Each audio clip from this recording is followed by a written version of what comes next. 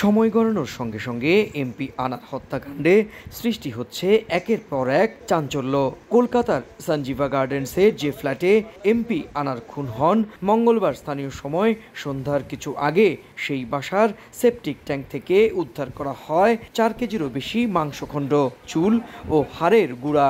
মুহূর্তের মধ্যেই দাবানলের মতো ছড়িয়ে পড়ে খবরটি। তার কিছুক্ষণ পরই আনুষ্ঠানিকভাবে এই তথ্য নিশ্চিত করেন ঢাকা মহানগর গোয়েন্দা পুলিশের অতিরিক্ত পুলিশ কমিশনার হারুন আর রশিদ। তিনি বলেন, ডিএনএ পরীক্ষার জন্য কলকাতায় যাবেন ধৃত আনারের মেয়ে। কলকাতার সিআইডি পুলিশকে আমরা রিকোয়েস্ট করেছি তারা যেন এই যে সেফটি সোয়ারেজ লাইন এবং সেফটি ট্যাঙ্কের জন্য তারা একটু যেন ভাঙ্গার ব্যবস্থা করে, এবং তাদেরকে ধন্যবাদ, তারা অতি স্বল্প সময়ে তারা কিন্তু এই কাজটি করেছেন। পারিপার্শ্বিক সাক্ষ্য এবং মূল ঘাতক আমাদের কাছে রয়েছে।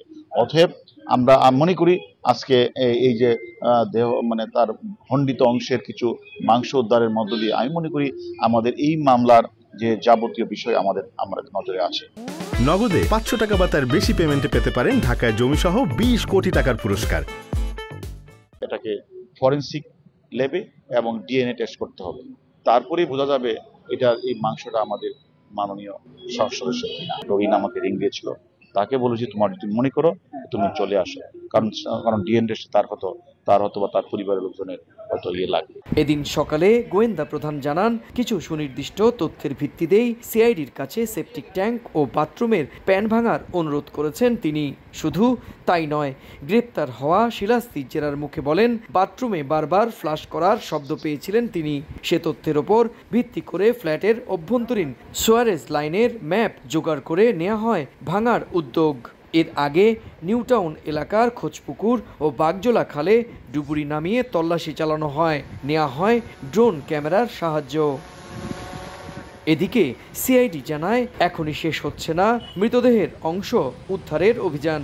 আরও বেশ কয়েকটি সন্দেহভাজন জায়গায় চালানো হবে চিরুনি তল্লাশি।